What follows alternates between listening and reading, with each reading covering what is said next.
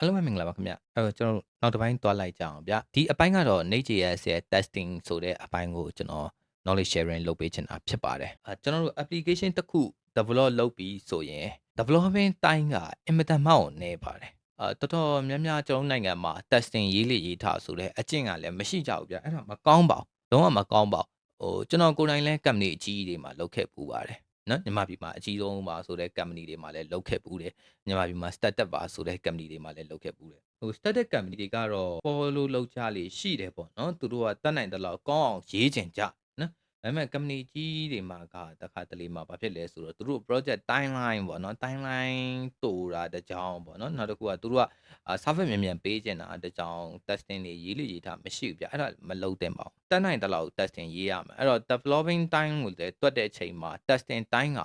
development time ရဲ့တခါတလေမှာဆိုရင်တော့နှစ်ဆလောက်ကြာတတ်တယ်အဲ့လိုမျိုးအဲ့ဒါတွေပါထည့်တွက်ကမယ်ဗျ testing ရေးဖို့ကလည်းအင်တာမောက်အရေးကြီးပါတယ် software တစ်ခုမှာ testing မပါရင်အဆင်မပြေပါဘူးအိမ်ဘယ်လောက်လှအောင်စတော့စောက်တာအပြင်ကချောမတက်ထားတယ်လို့ပါပဲဗျအကျန်းထေကြီးပဲရှိတယ်လို့တော့တူနေမယ်နော်အဲ့တော့ testing ရေးကြပါလို့လည်းပထမဆုံးအနေနဲ့ suggestion ပေးခြင်းနဲ့ဘာကြောင့် testing ရေးတင်တာလဲပေါ့နော် testing က function ရေလို့ကျွန်တော်တို့မမြင်သင့်ဘူးငါ function လေးတစ်ခုကြီးလဲဒီလိုမမြင်သင့်ဘူးတေချာစဉ်းစားပြီးတော့ဒီကိုယ့်ရဲ့ function တစ်ခုသို့မဟုတ်လဲ UI ဘိုင်းမှာဆိုရင်တော့ component ပေါ့ကိုယ့် component တစ်ခုကိုယ့်ရဲ့ element တစ်ခုနဲ့ပတ်သက်ပြီးတော့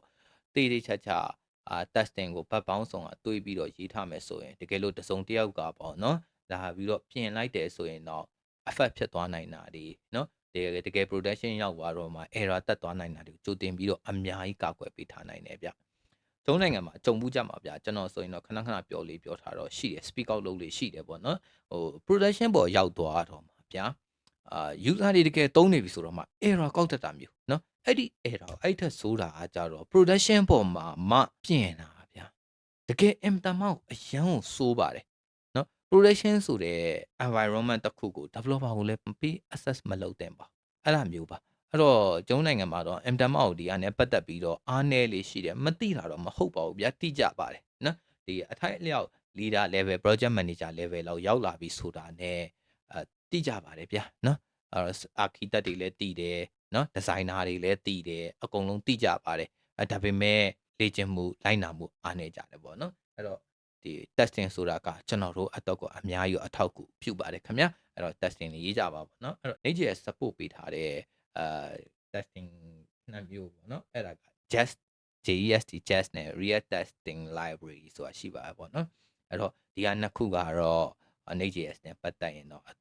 အတုံးများကြပါတယ်ပေါ့နော် testing ရေးတဲ့အခါမှာ testing နှစ်မျိုးကိုအဓိကအနည်းဆုံးထားပြီးတော့ရေးစေခြင်းနဲ့ unit testing နဲ့ integration testing အဲ့ဒါပြီးတော့မှ user testing လို့เนาะအများကြီးကြံပါသေးတယ်အဲ့ဒါတွေလာတင်တာဗျเนาะအဲ့တော့ unit testing ဆိုတာဘာလဲဆိုတာကိုတွားလိုက်ကြအောင်လေเนาะ unit testing ဆိုတာကကျွန်တော်တို့ function တစ်ခုဒါမှမဟုတ်လေ component တစ်ခုချင်းစီပေါ်မှာ test file ရေးတာ testing လုပ်တာကိုunit testing လို့ခေါ်ပါတယ်တော်တော်များများကတော့ဒီ unit testing တွေရေးထားတော့ရှိပါတယ်နော်အခုနောက်ပိုင်းတော့အမ်တန်မောက်လွယ်လာပါပြီဗျ AI နေရှိလာပါပြီနော်အဲ့တော့ testing ရေးတာကိုကိုယ်တိုင်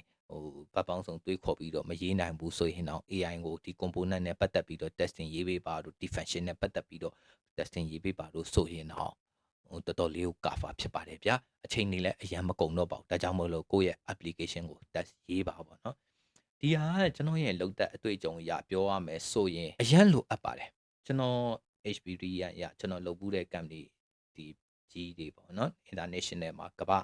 အဆင့်တွေဝင်တဲ့ company ကြီးတွေမှာဆိုရင်ဒီ testing file ကိုရေးပါရေးပြီးတော့သူတို့ရဲ့ဒီ project ပေါ့နော်ဒီ application ဒီ project တစ်ခုမှာသူတို့ဘယ်လောက်ထိတောင်ဒီ application နဲ့ပတ်သက်ပြီးတော့ cover ပေးနိုင်အောင် test cover တွေ testing တွေလုပ်ထားနိုင်ကြောင်းကို presentation လုပ်ပြီးတော့ဒီ application ရဲ့ budget တွေကိုပို့ပြီးတော့တောင်းပါတယ်နော်ပို့ပြီးတော့အများကြီးတောင်းပါဒါတွေကပတ်စံကိုပိုရနိုင်တဲ့ဟာပါနော် testing ရေးရင်ပတ်စံပိုရနိုင်တယ်လို့ဒါမှတ်ထားပါဗျာနော်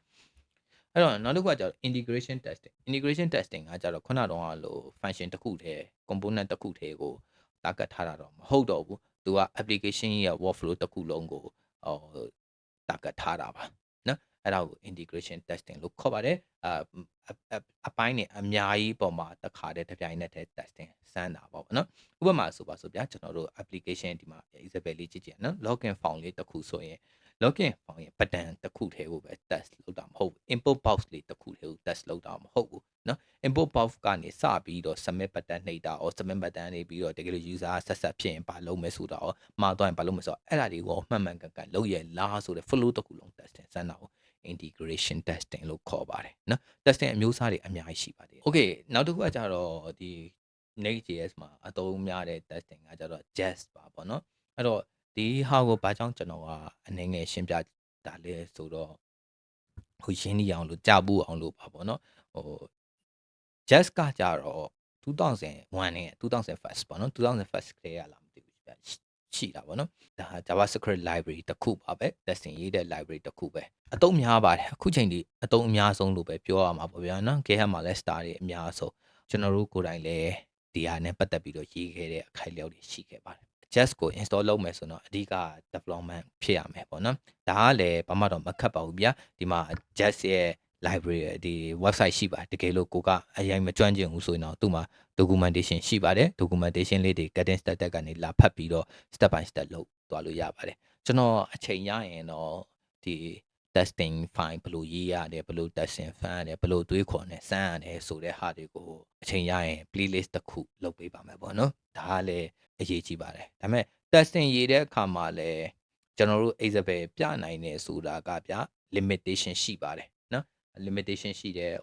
ဥပမာ video 5 မိနစ်စာမှပြမှာလား10မိနစ်စာမှပြမှာလားပေါ့နော်အဲ့လိုပုံမှာမူတည်ပြီးတော့ကိုကတွေးခေါ်ပြီးတော့ပဲ example အနေနဲ့ပြရတာတကယ် project ထဲမှာ test file တွေရေးပြီးဆိုရင်တော့ဗပေါင်းဆောင်ကနေတွေးခေါ်ပြီးရေးတာကြောင့်အောင်တစ်ခါတလေမှာ example တွေเนาะ YouTube reference တွေ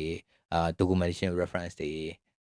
လုပ်ဖို့အတွက်တောင်ခက်ခဲတဲ့အပိုင်းတွေကြုံခဲ့ပူးပါတယ်ဒါတွေကတော့လုပ်ငန်းအတွေ့အကြုံကသင်ပေးသွားပါလိမ့်မယ်ခင်ဗျ Okay ဒါကတော့ test ဟိုပါဒီမှာကြည့်လိုက်မယ်ဆိုရင်တော့ configuration လုပ်မယ်ဆိုရင်တော့ bucket.json ထဲမှာပေါ့နော် script မှာ test ကို just ဆိုပြီးတော့ပေးရပါမယ်နော်အဲ့ဒါဆိုရင်တော့ဟိုခုနကတော့ just ရဲ့ library လဲ installation လုပ်ထားမယ်တခြား configuration တွေလည်းလိုအပ်တဲ့ configuration တွေလုပ်ထားမယ်ဆိုရင်တော့ရေးလို့ရပါတယ်လွယ်လွယ်ကူကူပဲရေးလို့ရပါတယ်နော်အဲ့တော့ run မယ်ဆိုရင်တော့များသောအားဖြင့် npm test တို့ဘာလို့ ਨੇ command line နဲ့ run ပါဒါကတော့ကိုယ့်ရဲ့ project ပေါ်မှာမူတည်ပြီးတော့ဒီ run တဲ့ command တွေကတော့အနေငယ်ကွာခြားနိုင်ပါတယ်ပေါ့နော်ဒီမှာဆိုရင်တော့ဒါ test function တစ်ခုကို example လုံးဝ simple ဖြစ်တဲ့ example file လေးတစ်ခုရေးပြထားတာဖြစ်ပါတယ်ပေါ့နော်အဲ့တော့ဒါကတော့ example code ပါခင်ဗျာ okay အခုဒီနောက်ပိုင်းမှာပေါ့နော်နောက်ပိုင်းမှာ2020 ပေါ့နော်အဲ့လောက်မှာဖြစ်မယ်ဗျဒီ vtest ဆိုတာပေါ်လာတာပေါ့နော်တနည်းအားဖြင့် v ကနေပြီးတော့ support ပေးထားတဲ့framework ပါနော် testing file ခုနောက်ပိုင်းလေတော်တော်များများအသုံးပြုလာကြတာများပါတယ် Angular တို့เนาะကျွန်တော်တို့ V နဲ့ရေးထားတဲ့ project တွေတို့เนาะအဲ့လိုမျိုးတွေမှာဆိုရင် Vue.js တို့ဘာလို့မှဆိုရင်လည်းဒီ vtest ကိုအသုံးပြုလာကြတာများတယ်เนาะ bit support ပေးတာတွေတောင်ရှိတယ်เนาะအဲ့တော့ဒီဟာလေးကိုလည်းလေ့လာစေချင်တယ်ဘာမှတော့မခက်ဘူးဒါပေမဲ့အခုနောက်ပိုင်း compare လုပ်ကြည့်တဲ့အခါမှာပေါ့เนาะ vtest ကဟိုသုံးတဲ့ user တဖြည်းဖြည်းပို့ပြီးတော့များလာလေတယ်လို့တော့တွေ့ရတယ်ဒါပေမဲ့ခုနကတော့ just ကိုမှီဖို့တော့အများကြီးလိုပါသေးတယ်ဗျဘာဖြစ်လို့လဲဆိုတော့အချိန်ကာလတစ်ခုပေါ့နော်ဟိုရင်တော့ရေးခဲ့တဲ့ project တွေအကုန်လုံးက testing လုပ်တဲ့ခါကျရင် just နဲ့ပဲလုပ်ထားတာဖြစ်တာကြောင့်ဟို just ရဲ့ user ကတော့ပုံများတာပေါ့ဗျဒါပေမဲ့ performance တွေ lightweight ဖြစ်မှုတွေ code လွယ်ကူမှုတွေเนาะအဲ့လိုမျိုးဟို speed တွေမြန်ဆန်မှုတွေဒါမျိုးတွေဆိုရင်တော့ vtest ကပို့ပြီးတော့ကောင်းတယ်လို့တွေ့ရှိရပါတယ်ခင်ဗျာအဲ့တော့ဒါလေးကိုလည်းအချိန်ရတယ်ဆိုရင်တော့လေ့လာစေချင်ပါတယ်သူရဲ့ website အနေနဲ့ဆိုရင်တော့ဒီမှာ vtest.dev ပို့ပြီးတော့ရှိပါတယ် version ကတော့4ပဲရှိသေးတယ်just ကတော့ version 30ထိတောင်ရောက်သွားပြီနော်အဲ့တော့ဟို just လဲနောက်ပိုင်းမှာသူလဲ update တွေအများကြီးလုပ်ပါတယ်နော် vtest လဲတောက်လျှောက်လုပ်တယ်အဲ့တော့ကိုယ့်ရဲ့ project ကိုယ့်ရဲ့ framework ပေါ်မှာမူတည်ပြီးတော့အသုံးပြုစေချင်တယ် okay ဒါကတော့ကိုယ့်ရွေးချယ်မှုပါခင်ဗျာပုံတည်တော့မရှိပါဘူးခင်ဗျာနော် vtest ကို configuration လုပ်မယ်ဆိုရင်တော့ခုနကတော့ test just ဆိုတဲ့နေရာမှာ vtest ဖြစ်သွားပါလိမ့်မယ်ဒီ example code လေးကတော့ vtest နဲ့ရေးတဲ့ sample code လေးဖြစ်ပါတယ်နော်အဲ့တော့နားလည်လိမ့်မယ်လို့မျှော်လင့်ပါတယ်ခင်ဗျာကျေးဇူးတင်ပါတယ်နောက်ဗီဒီယိုမှာပြန်လည်ဆုံတွေ့ပါအောင်မယ်ခင်ဗျာ